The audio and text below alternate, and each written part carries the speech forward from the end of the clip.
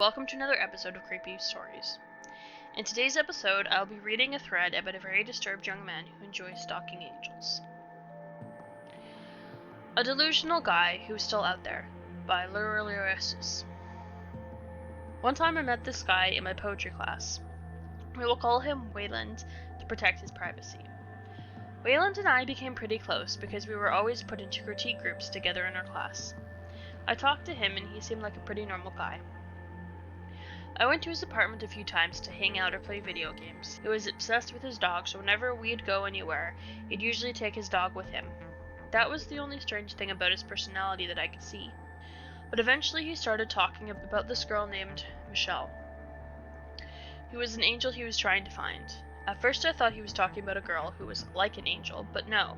He was looking for someone he loved, who he literally believed was an angel. And that was the first weird thing I noticed about him. But I tried to keep an open mind, as a lot of paranormal stuff has happened to me in my life.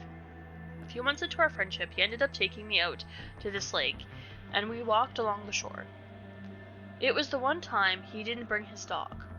For some reason, the entire trip, I was getting this really bad vibe, like I needed to get out of there. So as we were walking along the beach, he tells me this story about how he is a demon. Or he used to be until he was incarnated into his current form. Just to clarify, I do not personally believe that this individual was a demon. I think he was just a seriously disturbed young man, but I am recounting things as he told them to me so you can get a better idea of what took place. He told this story about a doll that used to levitate and do weird things in his mom's attic or something, and how the doll used to move on its own and talk to him. Apparently the doll told him who to be angry at and who he should hurt if they got on his bad side, among other creepy things. At this point, I was royally freaked out. I told him that his story was interesting. I wish I could listen to more, but my mom called and he needed to get home. He just gave me this confused look and then said he would take me back to my house. Fortunately, he did take me home. And after that day, I avoided him in class and wouldn't hang out with him after school. Always made excuses like I needed to do homework or something. And that is when he started calling me 50 times a day, leaving hundreds of messages on my phone. He even showed up at my job a few times a week to talk to me. The creepy thing about this is that I never told him where I worked. I was polite each time, but didn't encourage him to do too much. He would show up other places I went to coincidentally, but I knew they weren't coincidences. So yeah, it was pretty much hardcore creeping. And it was pretty scary. After I avoided him for a while, he eventually got the hint that I didn't want him around and left me alone. Then a few weeks later, I found out that my friend was dating him. He had never met my friend before, and he claimed that he had just happened to find her on a dating site. I truly believed he looked into who my friends were so he could latch on to them and keep an eye on me. It was basically another way for him to stalk me. I tried to tell my friend not to get too involved because of his weird behavior. I mentioned the creepy things he did, like call me like 50 times a day, and leave a whole bunch of creepy messages on my phone, and he left creepy texts. She just thought I was being paranoid, and she went out with him anyway. Fortunately, she got a bad vibe from him after a few days and broke up with him.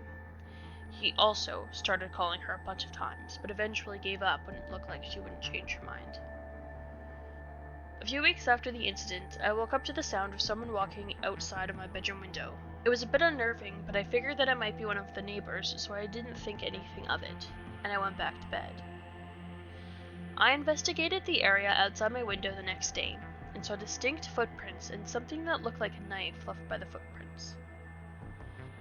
By that time, my poetry class was over, and I had really no other contact with Wayland, so I didn't know if he lived in the same place. But I let my mom know, and we kept a watch for a couple weeks.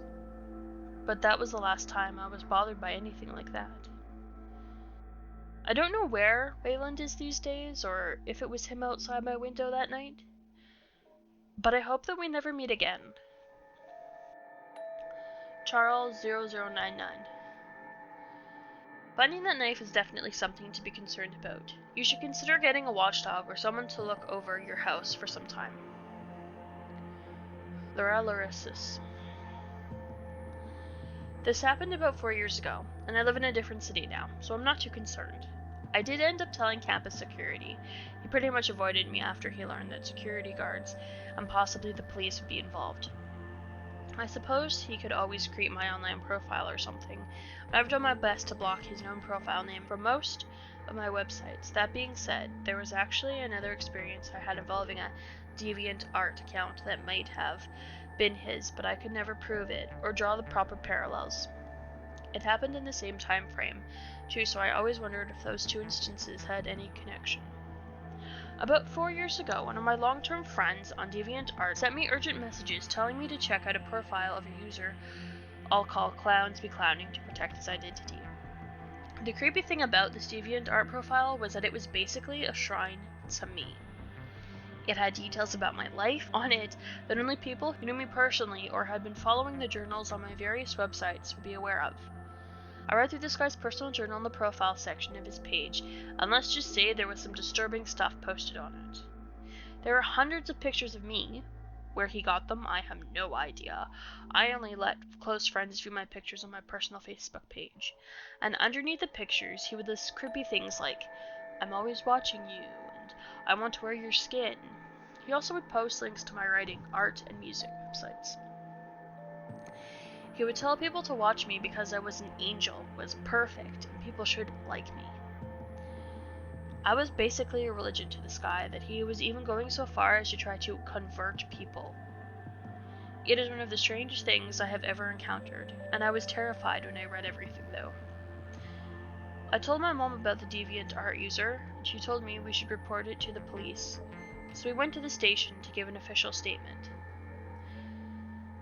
The police turned out to be pretty useless, stating that we should take our issue to the website administrators, basically the DeviantArt staff, and have them resolve the issue from their end. So I contacted one of the admins on DeviantArt, who was so freaked out by the profile, they literally responded to my message the next day, telling me that they had deleted the profile as soon as they saw it. Anyone who uses DeviantArt is aware that the staff usually takes a week or so to get back about an issue, so that just gives you an idea of what a freak this user was. The staff member told me to also report the user to the police, which I said I had, with no results. So they took the extra step and manned the user's IP, and even checked to see if he had made any shadow accounts on the site. They deleted anything related to this guy, but I still have a printout of what I took to the police, which I keep filed with a police report. I don't know who that guy was, but I hope that I will never have to find another creepy page like that on DeviantArt, or any other site for that matter, ever again. You can see the similarities between the two stalking instances. However, the second instance seemed a little out of character of the first, in that the blog post didn't mention his angel, who he really worshipped, not me. But you never know, he might have snapped or something and made that profile. I have had a few different instances happen in my life where I encountered weird people or was stalked, so it could be any number of factors, but it was interesting to draw the connection between the two. Charles0099. I think there was a connection between those occurrences, and that your feeling and your gut instincts were right. The fact that the users using similar affectionate name calling seemed significant, since it was a rather rarely used term. I feel bad for you that you must deal with such horrible people.